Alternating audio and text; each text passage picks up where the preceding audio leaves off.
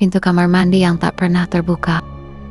Sekolah sudah sepi saat matahari mulai tenggelam, menyisakan semburat jingga yang pucat di koridor tua. Ria dan Bima masih berada di ruang OSIS, merapikan tumpukan kertas yang berserakan. Suasana hening, hanya interupsi suara gesekan sapu di lantai beton yang dingin. Ria melirik jam dinding yang berdetak berat, menyadari bahwa mereka adalah dua orang terakhir yang tersisa di gedung itu.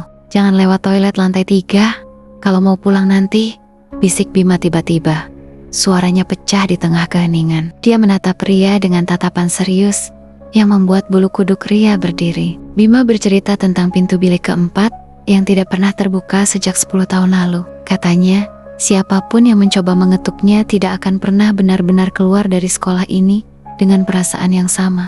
Bima pulang lebih dulu karena harus mengejar bus terakhir, meninggalkan Ria sendirian. Saat hendak melangkah keluar, Ria menyadari ponselnya tertinggal di laboratorium biologi di lantai 3. Dengan langkah berat, ia menaiki anak tangga yang berderit. Cahaya lampu koridor berkedip-kedip, menciptakan bayangan panjang yang seolah-olah bergerak mengikuti setiap langkah kakinya. Ria sampai di depan pintu laboratorium, namun langkahnya terhenti tepat di depan pintu toilet yang berada di sebelahnya. Pintu toilet itu terbuka sedikit, mengeluarkan aroma kayu tua dan air yang lembab. Meskipun Bima sudah memperingatkannya, rasa penasaran yang aneh mulai merayapi pikiran Ria. Suasana di lantai 3 terasa jauh lebih dingin daripada di lantai bawah, seolah-olah udara berhenti mengalir di sana. Ria melangkah masuk, suara tetesan air dari keran yang bocor bergema secara ritmis di dalam sana. Deretan bilik toilet tampak seperti peti mati yang berdiri tegak. Bilik pertama terbuka, bilik kedua terbuka, bilik ketiga juga terbuka. Namun, di ujung sana, bilik keempat tetap tertutup rapat. Warnanya lebih kusam dibandingkan pintu lainnya, seolah-olah waktu telah berhenti di balik kayu itu. Ria mendekati bilik keempat itu, langkah kakinya yang pelan terdengar sangat nyaring di ruangan yang sunyi. Dia berdiri tepat di depan pintu kayu yang kasar itu. Tidak ada tanda-tanda kehidupan, namun ia merasakan getaran halus yang merambat dari lantai ke telapak kakinya. Pintu itu tidak memiliki gagang, hanya sebuah lubang kunci tua yang tertutup karat dan debu yang menebal. Tiba-tiba, suara garukan lembut terdengar dari balik pintu, seperti kuku yang ditarik pelan di atas permukaan kayu. Ria menahan napas. Jantungnya berdegup kencang, hingga telinganya berdenging. Dia ingin lari, namun kakinya seolah terpaku di lantai yang dingin. "Siapa di dalam?" bisiknya.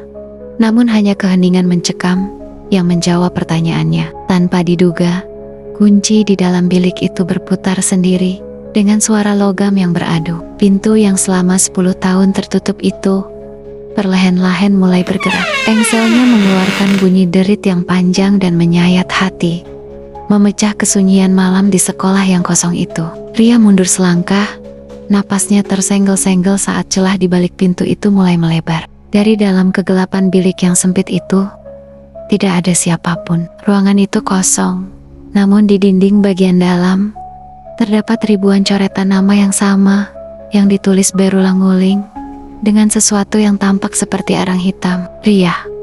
Sebelum ia sempat berteriak, sebuah tangan pucat dengan nyari-nyari yang sangat panjang muncul dari balik kegelapan, meraih bingkai pintu dengan gerakan yang tidak alami. Cahaya lampu toilet tiba-tiba padam total. Dalam kegelapan yang sempurna, Ria merasakan hembusan napas dingin di tengkuknya dan suara bisikan yang sangat halus.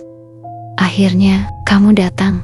Keesokan harinya, pintu bilik keempat itu kembali tertutup rapat, dan Ria tidak pernah terlihat lagi di koridor sekolah, meninggalkan Bima yang menatap pintu itu dengan penuh penyesalan dari kejauhan.